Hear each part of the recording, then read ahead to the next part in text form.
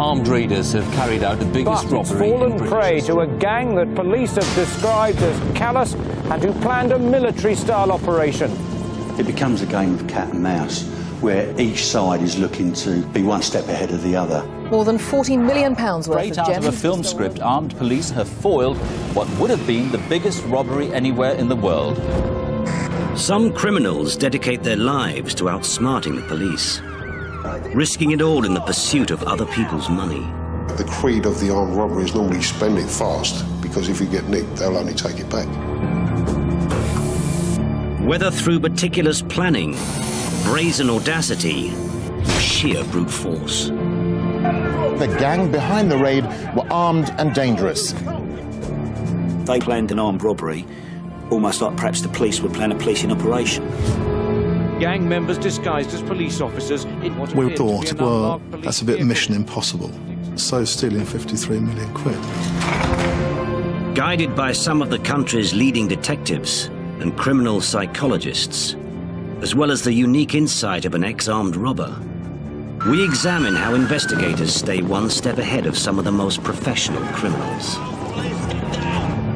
The challenge laid down is simple. Catch me if you can.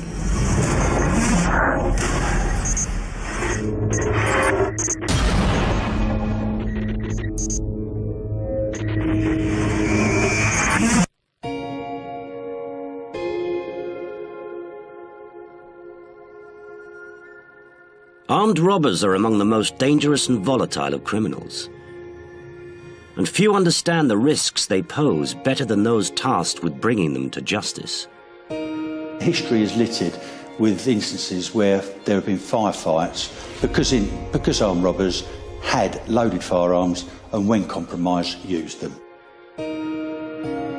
In a career spanning 34 years, Barry Phillips has put some of the UK's most vicious crooks behind bars. The principles of a good detective in the investigation of armed robbery have not changed. It's a seasoned detective, somebody who is a proven thief taker, somebody who has the ability to generate information, identify leads, sometimes on hunches, which is vital in the world of armed robbery. And for most thieves, cash is still the prime target. We would rob anywhere where there was money. There were certain places that a lot of robbers won't touch. I mean, you get to know, once you've been in the game for a while, you get to know who's going to hand over and who isn't. Reformed career criminal Noel Razor Smith was once dubbed Britain's most dangerous armed robber. He's carried out over 200 raids and spent more than 30 years behind bars. You've got to be very greedy and very lazy. You don't want to work for a living, you want everything now. Where's the money? You don't want to save up for a car and get it next year, you want it tomorrow. The creed of the armed robbery is normally spend it fast, because if you get nicked, they'll only take it back. But while their goal is simple, the organisation and planning of some of these crooks means the detectives' work is far from straightforward. To catch them, police must first penetrate the close-knit teams they operate within. They will be individuals who went to school together, they lived on the same estate in the same area. They will not work with people outside of that small, close-knit circle. And for these outfits, complete trust is vital. You've got to get to know people, judge their personalities and their characters before you'll actually go to work with them, because if you don't, you're going to get nicked. But some of the most effective teams aren't complete until they've recruited perhaps their most important member, the inside man.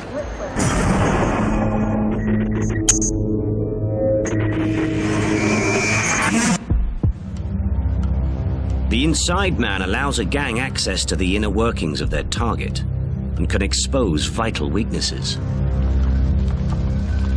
When you're planning to rob somewhere, you're looking for inside information if you can get it. It's always handy to have. In 2004, NatWest Bank employee Shazim Jusab committed the ultimate betrayal. Seduced by the promise of quick cash, he turned against his colleagues. Morning, Nick. Jump in. You all right? Yeah, fine, thanks. And joined forces with a team of violent armed criminals. Stop! What you doing? Having supplied them with the crucial inner workings of the bank, Shazim heartlessly looked on as the robbers kidnapped his colleague at gunpoint. He then played the innocent victim as he was ordered to empty the safe of £200,000.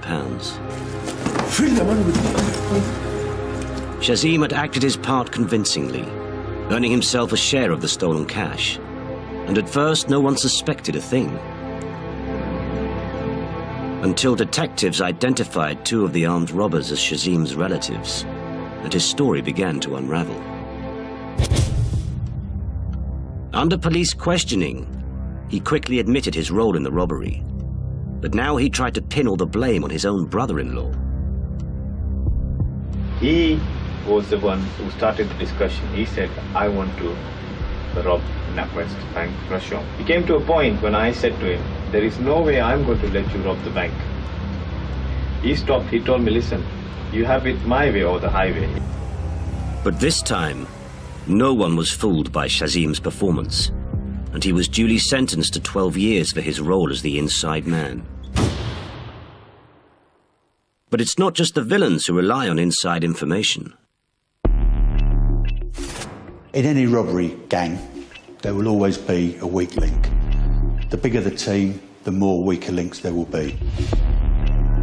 If you can identify those individuals, a detective will look to turn them into sources of information. These individuals are known as covert human intelligence sources. In other words, informants. They still play an important role in the combating of armed robbery. They provide information that will either identify an individual or a gang. They may well give you information of their intended target. The most valuable sources will go beyond just passing on information. They'll go on the record and give evidence and become the highly prized supergrass.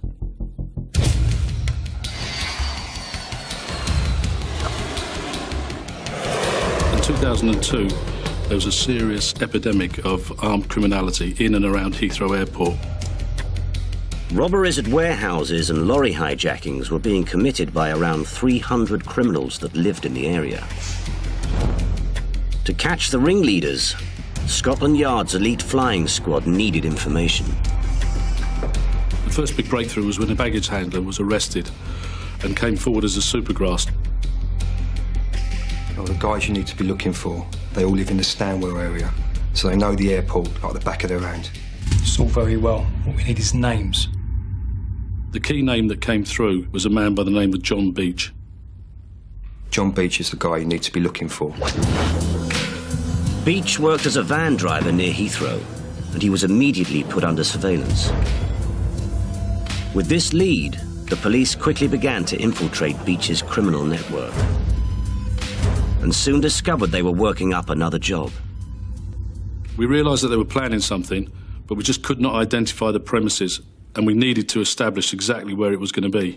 Phone bills you asked me to look at. After studying Beach's itemised phone bills, detectives spotted something suspicious. It's reoccurring throughout the bill. He was in regular contact with someone who worked at the Swissport cargo depot just outside Heathrow.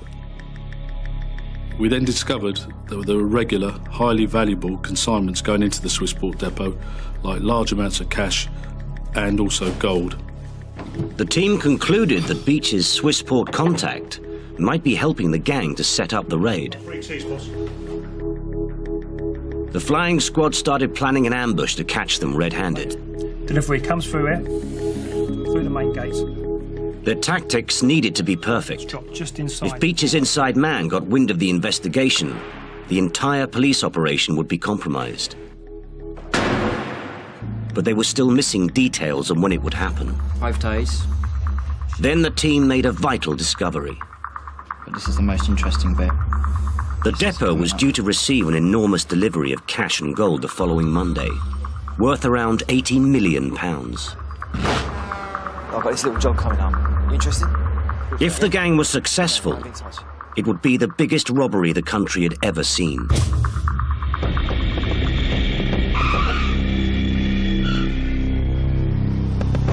We had over 100 officers deployed in and around Heathrow Airport. I was positioned just outside the depot, watching what was happening. report, boss. By 9 a.m., the cash had been delivered to the warehouse, and the security van carrying more than 3 tons of gold was on the way. You got a visual? Okay, through the gate. But how the gang were going to commit the crime remained a mystery. The arrival of a white van a few minutes later looked perfectly innocent. But unknown to police, the driver had used forged paperwork to pass through security, and in the back was the armed gang. Nearly there, boys. You ready for this yet? The robbers were in the car park in their van. What they didn't know was just meters away, in another van, was my team of armed officers. The irony was that neither of them knew either were there. The two groups of men waited. The police for the robbers to strike. The robbers for the gold to be unloaded. For their plan to work, the insider had to tell them precisely when the gold was on the warehouse floor. It's here. It's on the ground, yeah? Yep. And when the vault door was open. All right, boys, this is it. Odds on, come on. What happened next stunned the police.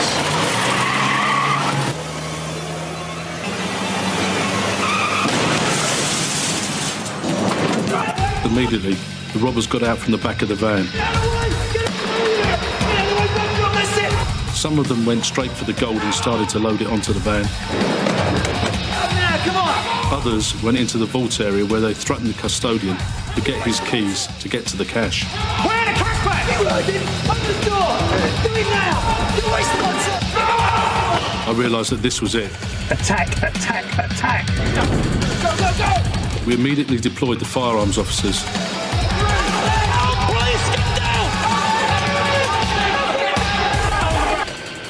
Minutes after the armed officers went into the warehouse, I walked in.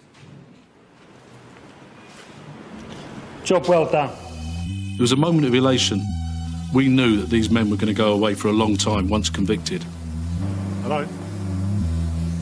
And although their ringleader, John Beach, had tried to keep his hands clean by not taking part in the actual heist, he was jailed along with the other gang members for a total of 83 years. Both the criminals and the detectives had relied on inside information, but this time, the police had come out on top. Unlike most investigations which start after a crime has taken place, the ultimate aim for detectives dealing with armed robbers is to catch them in the act. Police, show me hands! See your hands! Show me your hands! It's vital to wait until that last second before they commit the robbery with the guns in their hands, so you maximise the evidence that goes before a jury. It's highly specialised policing, with units up and down the country dedicated to catching the criminals who claim they have the highest status of all. There is a definite pecking order in crime, and armed robbers are kind of classed as the elite. They sit right at the top.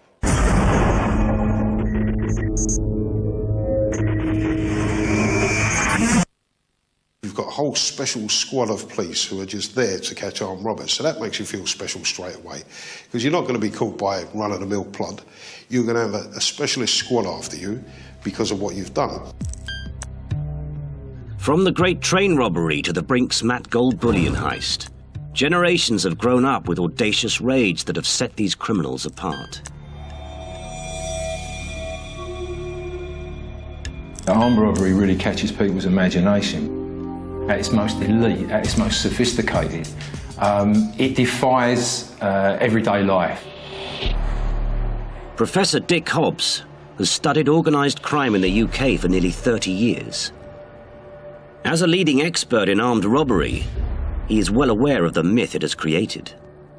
It's a crime that people are fascinated with because anyone can walk past the bank or past the security van and see the money coming in and see the money going out and just wonder what it would be like to have that little edge, to have that ability or that willingness to take that money by force rather than to do a 9 to 5. It really is grabbing a fortune in a minute. Part of the fascination lies with the sheer audacity of some of these crimes. Every now and then, someone will come along with a methodology which actually does show a certain amount of wit and imagination. And for the minority of armed robbers that can actually do that, they still can be regarded as being very much, if you like, the cream of the crop.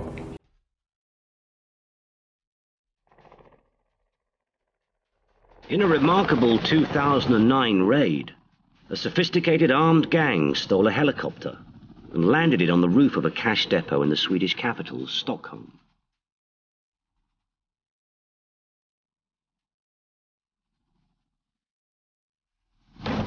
Launching their commando-style attack, they smashed through windows and detonated explosives to blast through security blocks.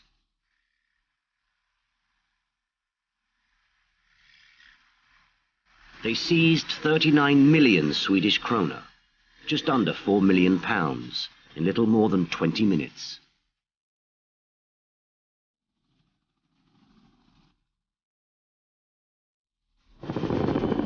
And to ensure their escape, the gang placed a fake bomb in the police helicopter hangar, leaving them stranded on the ground, watching helplessly as the robbers disappeared into the night sky.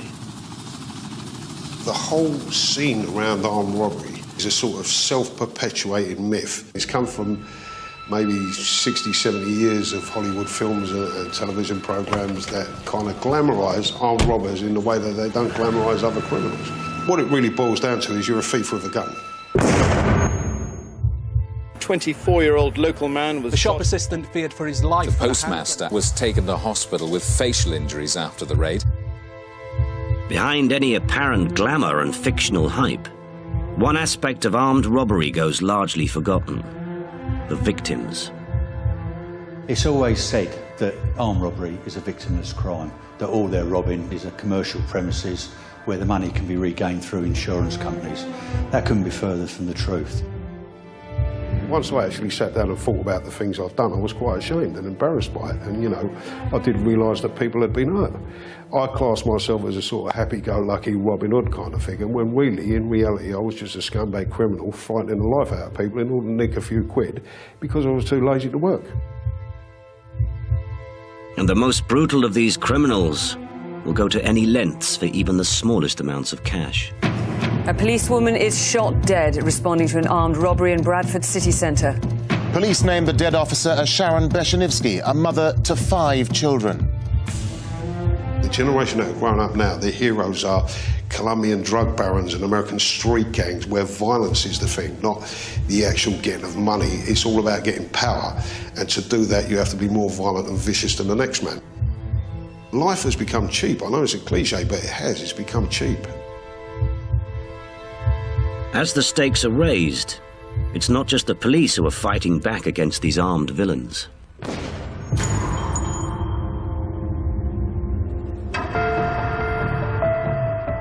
In 2006, there was a huge increase in cash-in-transit robberies across the UK. But those responsible for these attacks were a new breed of armed criminal. They were very much younger, more chaotic, and certainly the flying squad and the other police forces knew very little about them. Former head of the Met's flying squad, Bob Cummings, now advises the UK security industry how to combat these villains. In some of the major cities in the UK where most of these robberies were happening, it became so dangerous for the guards to actually go about their job that the companies ended up lobbying the Home Office. As a result, the police and the cash industry began working together, sharing intelligence and developing new high-tech countermeasures.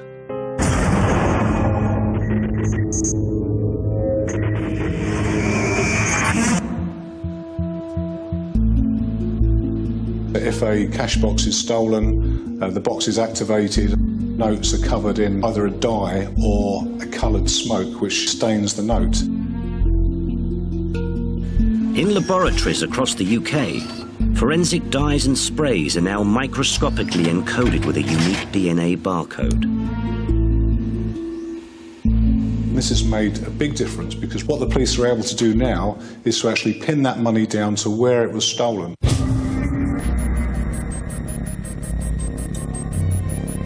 In 2008, robbers armed with a handgun stole £20,000 from a security van in Blackburn before coldly shooting the guard in the leg. But when the gang forced open the cash box, an exploding dye pack stained the money with a unique DNA code. Shortly after the raid, the attackers began spending the money. But when staff alerted police to the dyed notes, analysis of the encoded DNA marker proved conclusively they came from the raid. The gang was sentenced to 50 years in prison. The next advancement is to design something which actually physically can't be used. And what the industry are now using is a glue solution which, when the box is stolen, is spread all over the notes and bonds them into a wedge, rendering the money completely useless to the criminals. And it's not just the cash that's being targeted. DNA-style sprays are being used to brand the robbers themselves. Right, you get on the floor! Get on the floor! Between 2005 and 2007, a gang of jewel thieves carried out a series of armed raids throughout the country. On average, carrying out one robbery every 2 months, changing their disguises from job to job. Get on the floor! But they finally made a critical error when they returned to the site of their first successful job. Jeremy France Jewellers in Winchester. This time they were ready for them. Realizing the shop was being robbed again, staff activated anti-bandit smoke, causing the gang to panic. As they ran for the door, they were sprayed with a unique DNA marker called Smart Water. Smart Water's clear liquid spray is a forensic fingerprint invisible to the naked eye. But under a UV light, it provides crucial evidence to place the suspect at the scene of a crime.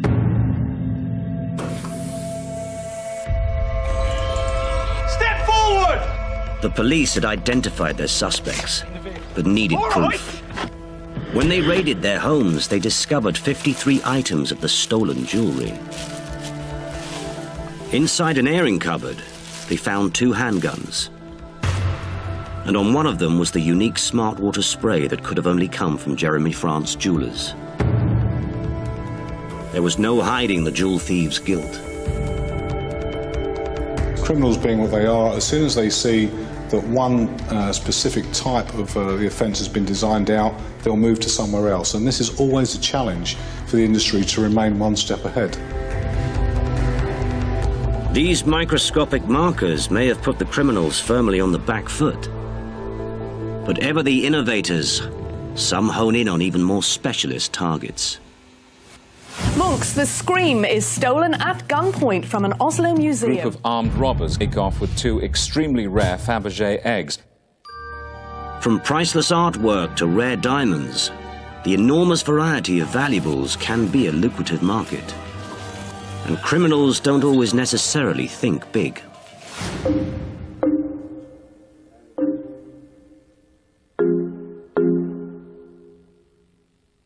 In 2008, career crook Craig Townend decided to steal a collection of rare and valuable stamps. Craig Townend did a lot of research. He'd learnt enough in order to pass off as somebody that certainly had a working knowledge of stamps and the trade. Townend targeted a small stamp dealer in Devon, posing as a wealthy investor. I'm Charles DeVille. Oh, yes, of course. He took on a different identity. He used the name Charles DeVille. He found out the stamps were certainly worth an awful lot of money. But Townend had a problem. It was high summer and the area was teeming with tourists and potential witnesses. To steal the stamps, Townend had to rethink his plan.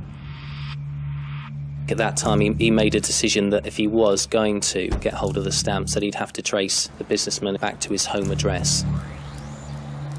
And to seize the collection, Townend decided that he and an accomplice would adopt another guise.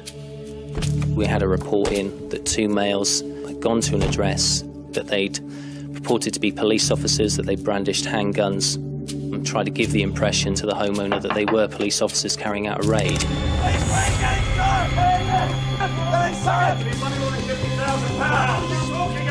Anybody else in the house? My son.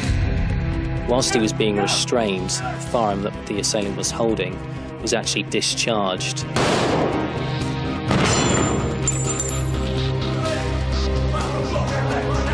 Where the stamps?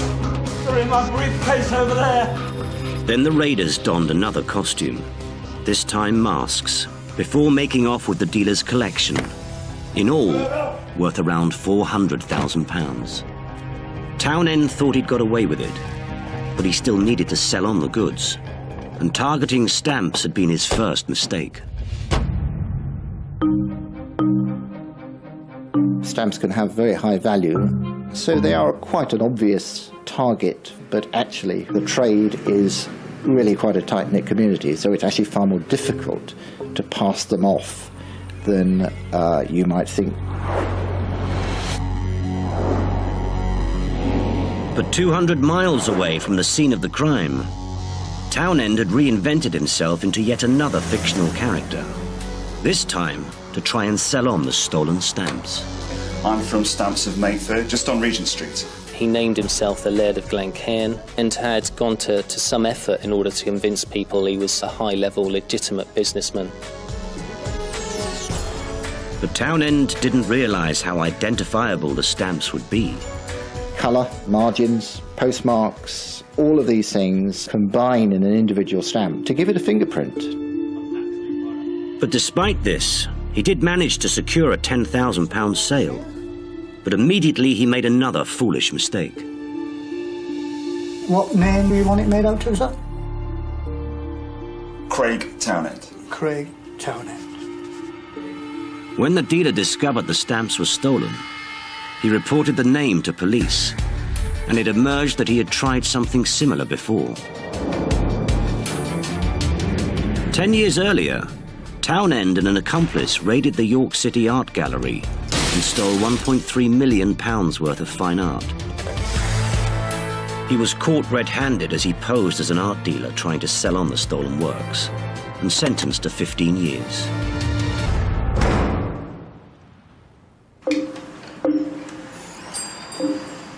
Once released, he was soon up to his old tricks. Hello again. Good morning again. After his first successful stamp sale, detectives were convinced Townend would return to the same North London dealer. And they were right. But this time, the police were ready.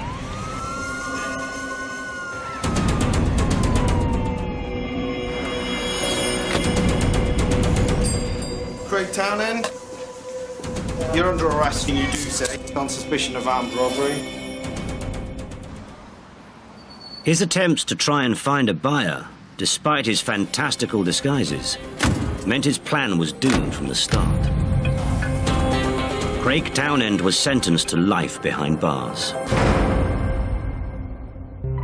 One way round this problem is to steal goods to order, and this can be an international market.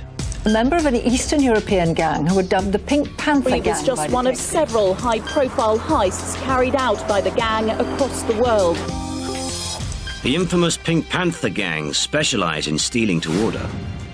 Their criminal network of hundreds of jewel thieves have pinched millions of pounds worth of diamonds and jewellery from all over the world. From Paris to Tokyo, London to New York. It takes a greater degree of planning, preparation, criminal networking, and that puts that robbery team on a higher plane, really. And they're not the only gang to employ these tactics. More than £40 million worth of gems were stolen from Graff Jewellers in central London. In 2009, two well-dressed men entered Graff Jewellers on London's New Bond Street without a second glance. Once inside, they casually pulled out handguns and threatened staff. Within minutes, they had carried out the UK's biggest ever diamond raid, stealing nearly £40 million worth of jewels. As they fled, they were captured on a passerby's mobile phone. The gang were eventually caught, But the majority of the stolen jewellery has never been recovered, with detectives believing a mastermind behind the heist had already sold on the goods to a secured buyer. But this degree of planning is rare. Like stamp thief Craig Townend, most armed robbers are fantasists, not strategists, and they thrive on adrenaline. Once you start committing armed robbery, it becomes very addictive. It's like a Class A drug.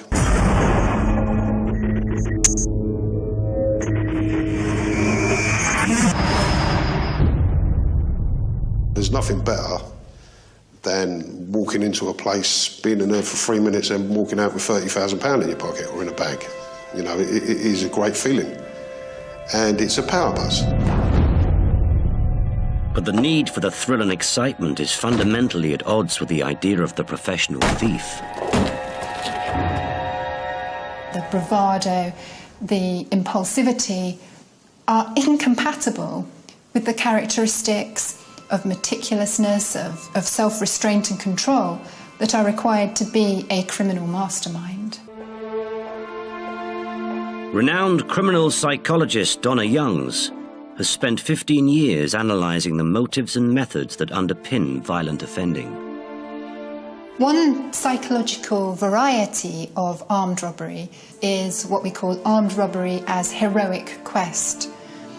For these offenders, they're not so much concerned about acting out the role of the consummate professional. Rather, what they're concerned about is the dramatic effect of their offence on the world, about having an impact, about proving their point, about being recognised. And for some, the need to be recognised can be too much to resist. Terry Smith was one of Britain's most notorious armed robbers.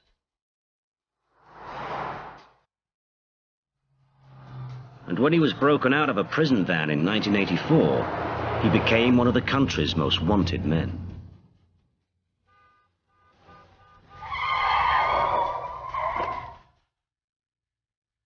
Open them back! Come on, quickly, get out! Let's go. You're almost going to fall off and smash your head in! Smith had been in and out of jail for most of his adult life. But when he became a free man, his inside knowledge of armed robbery made him a leading authority on the subject. Joined now by Terry Smith, who was once an armed robber. And even a television celebrity. The police are very efficient and effective at nicking some of the robbers, not all of them. And then, from my point of view, I just hope that some of them do get away, but not everybody will share that point of view. No, of course, but I mean, I'm a partisan member here, so I just think I wish them best of luck. He claimed that he was no longer involved in any criminality and was just an expert. In fact, he called himself a robbologist.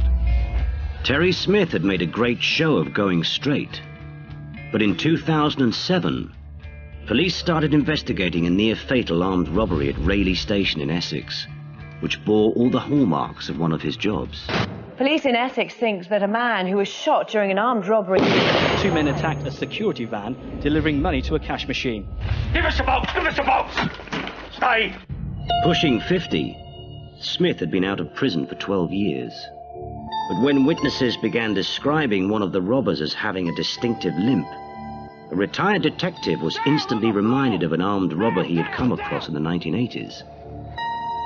The man's name was Terry Smith. Police investigating the Rayleigh offence were very keen to know what Smith had to say.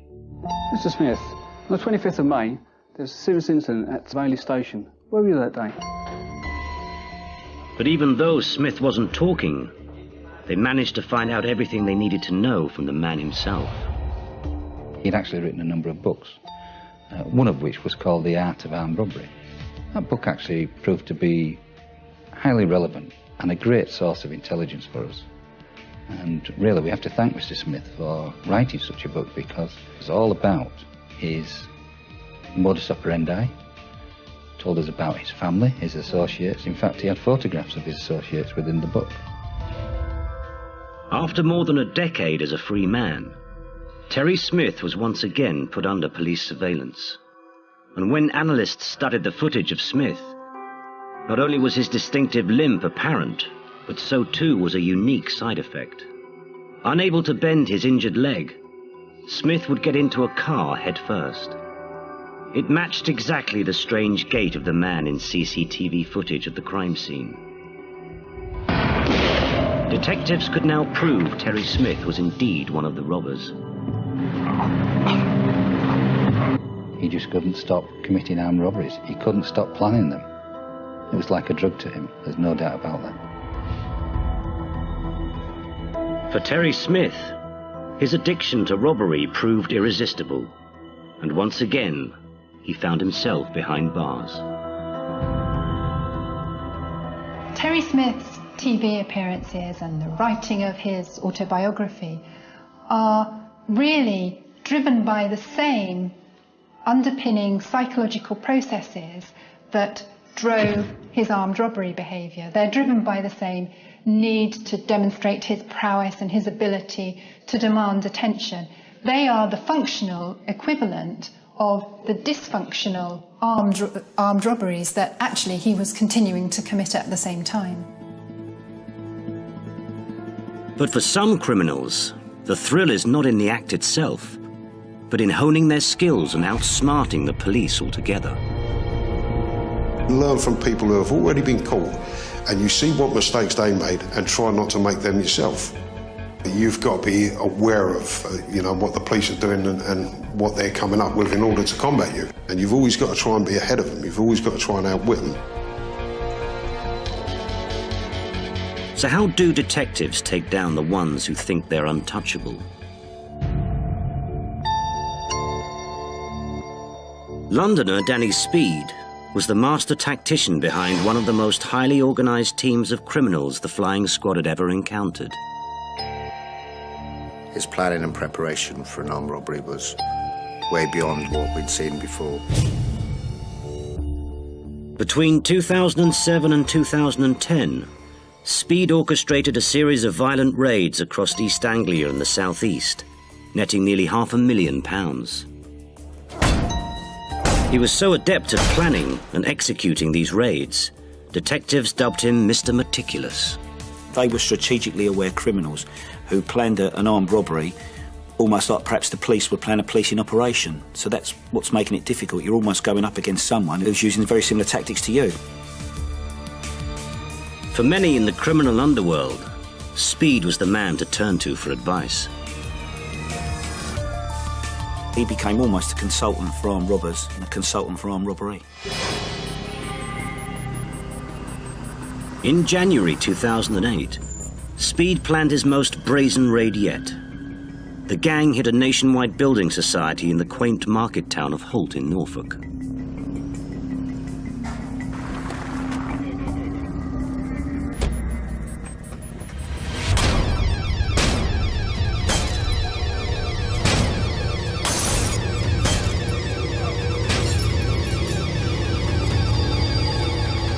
Quick, come on, hurry up! Come on, hurry up! Get enough time!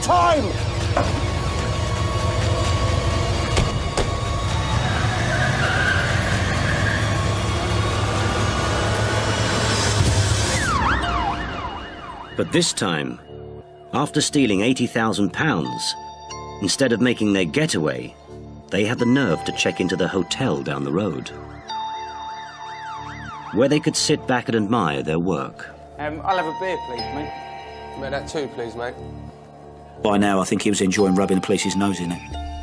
He saw himself as being so well-schooled and so clever that he was almost daring himself on the next offence he committed.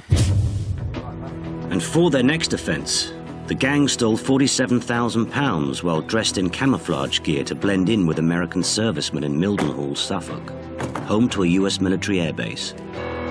They're thinking, if we're seen by anyone, they just think we're visiting forces. You've got to have some front to do that. Although forensics had identified the gang behind the raids, there was insufficient evidence to convict them. So the elite flying squad were called in to take them down once and for all. We'd look at what sort of methods they use, linking all the offences. You want to find out where they live, what vehicles they're using, who their associations are, So you use covert tactics around that. But it wasn't just Speed's ability to plan a job that set him apart. He and his team had the ability to outsmart even the most sophisticated police tactics. From the start, it was a complete nightmare. I never encountered anti-surveillance techniques by any team that we targeted before. They knew the police tactics. They knew what we'd do. They knew what a surveillance team looked like. We had trained officers from the surveillance wing who were excellent at what they do, and they were getting compromised. He enjoyed dragging them around. And even knowing that they were under observation, it didn't stop the gang from committing more robberies. But detectives were about to get a break. Surveillance teams had managed to identify their next target. This time, the flying squad would be lying in wait for them. If you don't take your chance with them, then you might never get an opportunity again, and then they go up to another echelon of criminality, and they become exceptionally difficult for any one police organisation to take on.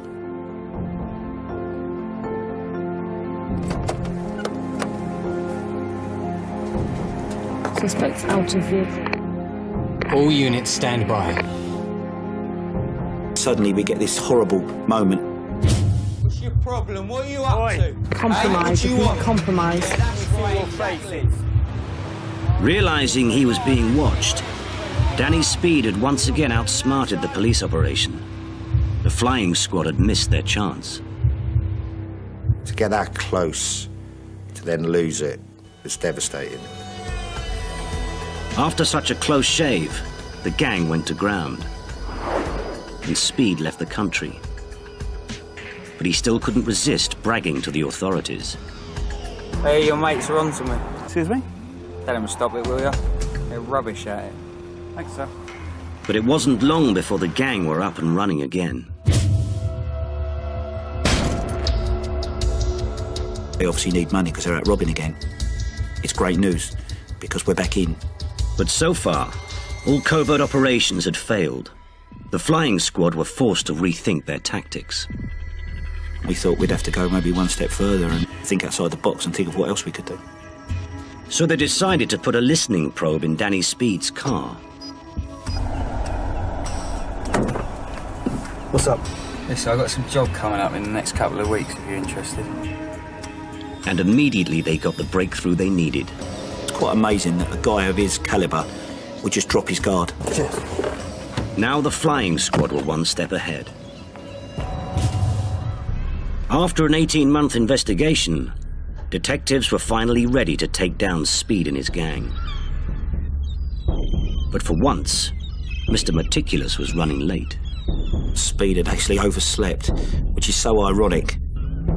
His guard's down then at that point because he's not looking, he's just in his car and he's going like a bat out of hell to get there.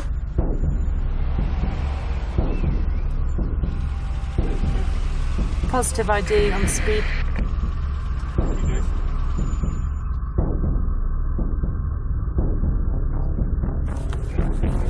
All units stand by. Suspects are changing into blacks. All right, call in. All units, strike. Tell me I ain't writing.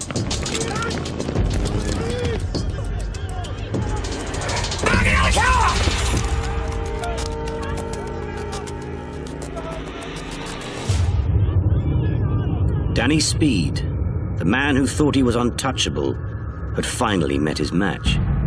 He was sentenced to 20 years in prison.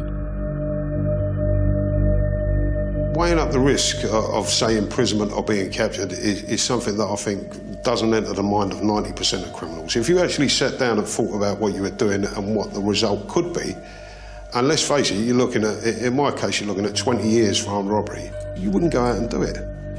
Nowadays you can't. You're putting your life on the line and you're putting your liberty on the line for absolute, what is a petty amount of cash, and you're looking at bundles of years in jail.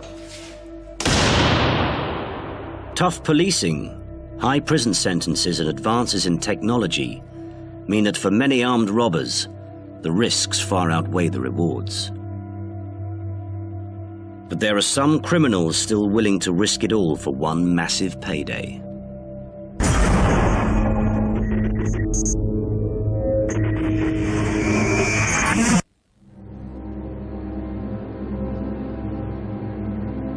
put you in a place, a prison, where you're mixing with all other armed robbers who will be telling each other the same thing. Well, this is us for life. We're not fit for anything else. So what I'm going to do is I'm going to do this big job when I get out and retire. So you're always chasing the big job that will allow you to give up armed robbery. To get their hands on their retirement fund, some are willing to go to dramatic lengths.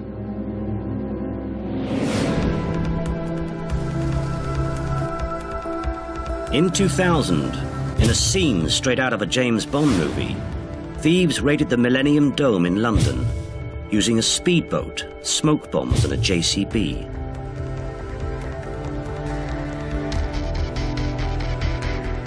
They were after a collection of diamonds worth an estimated £350 million.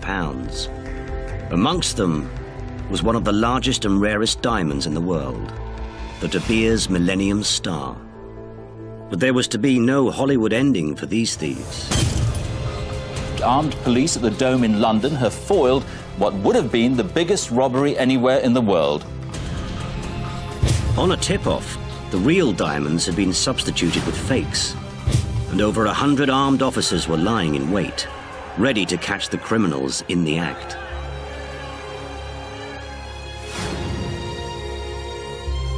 But with the stakes so high, some will use the most sinister tactics to get their hands on their ultimate prize. Tiger kidnapping is the name given to a robbery where the gangs will target the families of an individual who holds the keys to the valuables within a premises. And the classic example in recent years is the depot robbery down in Tonbridge. In 2005, a gang started to plot the biggest heist in British history. Their target was the Securitas depot in Tonbridge, Kent. Inside the maximum security fortress was around £200 million in cash. It's not somewhere you can just knock and walk in. But every detail of its inner workings were being fed to the gang by an inside agent, Emir Husani. Using a pinhole camera stuck in his belt, he filmed the inside of the depot. But even with this information, the gang had no way past the high-level security. Who could turn up and afford them access to that depot without question? To get inside, the gang had decided on a ruthless solution. They planned to abduct the depot manager, Colin Dixon, and his family. First, they set about monitoring the Dixon's movements. She's been in all day. It was quite extraordinary the lengths they went to, where he lives, what car he drives. Everything that would lead them to be able to get hold of him at any time. They even went as far as secretly recording the family home.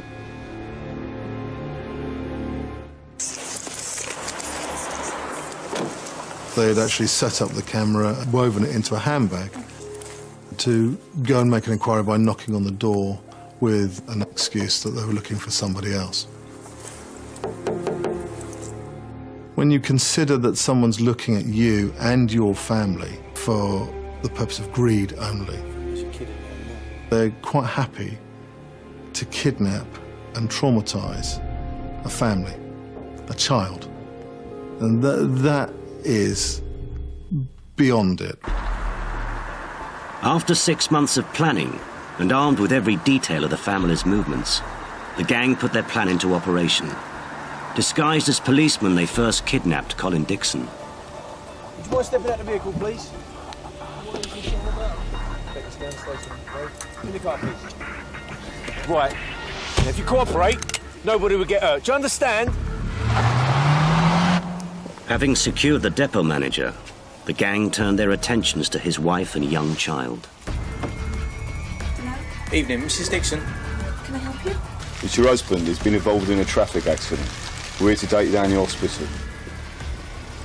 A policeman's come to the door. A person they're supposed to trust has then taken them away. You got any ID? It's in the boot, love.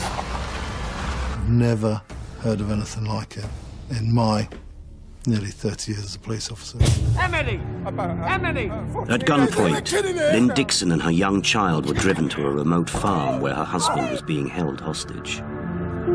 How many staff are there, Colin? Do you think we're kidding it? Emily! He's asked all sorts of questions about the inside of the depot. If you don't cooperate, I am going to shoot you and your family. Please, I'll tell you what you need to know. So he now knows that he's got no option. Come on, get him up. Come on, get him up. Come on, let's go. Come on. The chap on the control room recognises his manager straight away. Without question, lets him in. Plan is now working.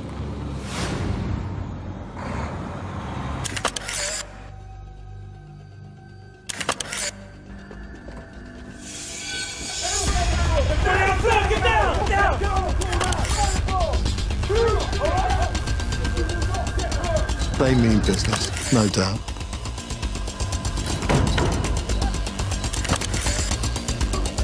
A number of the employees were convinced that they were going to be killed. Leaving the hostages locked in cages, the gang got away with £53 million.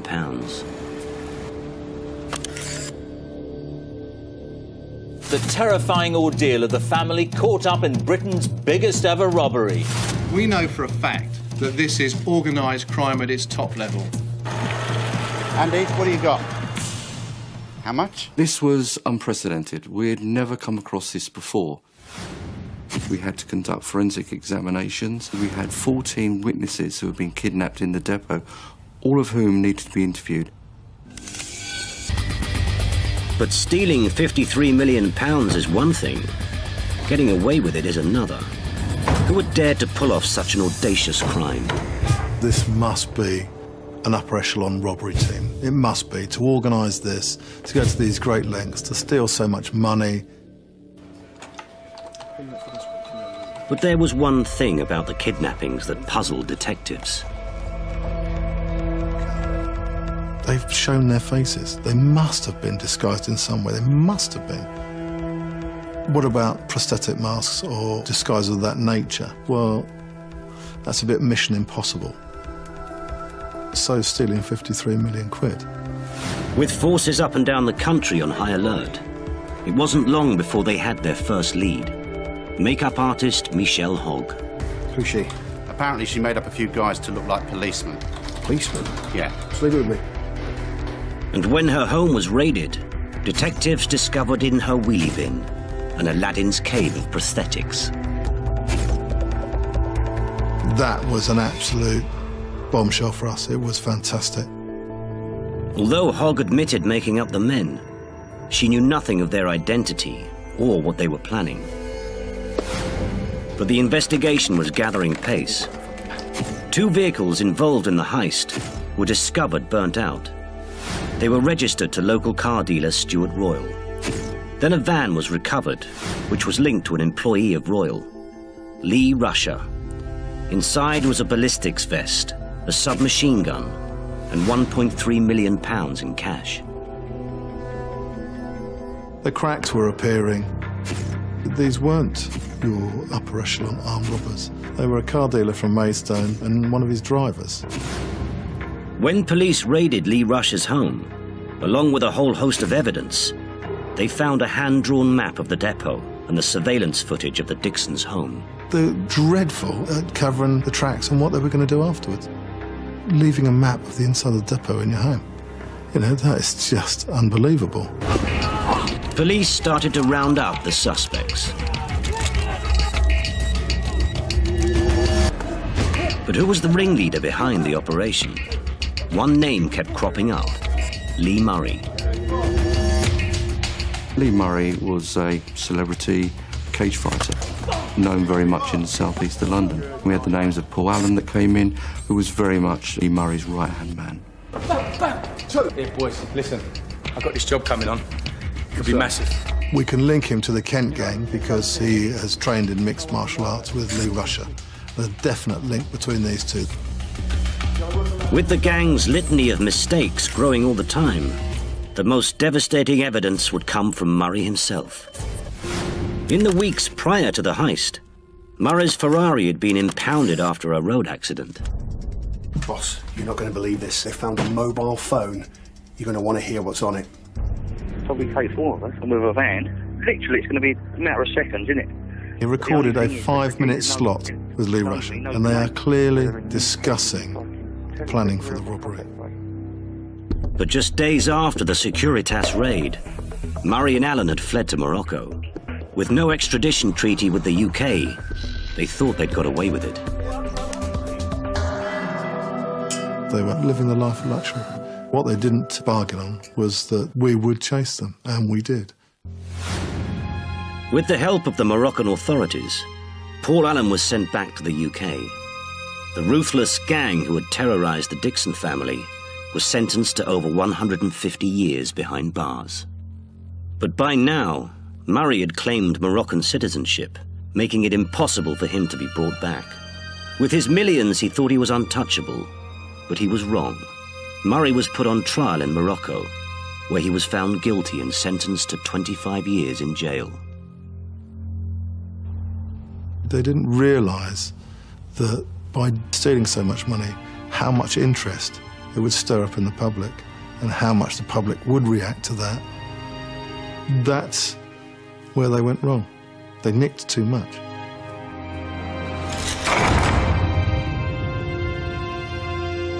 Every day, around £1.4 billion is transported around the UK. Money needs to be moved. Until we do away with cash completely, then money needs to be moved around, and it will always be vulnerable.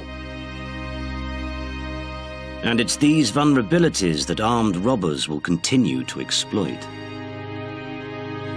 It is a game of risk, which some criminals, no matter how high the stakes become, will keep on playing. There is never such a thing as a perfect robbery. As history has shown, there are always the weak links. There are always flaws in their plan.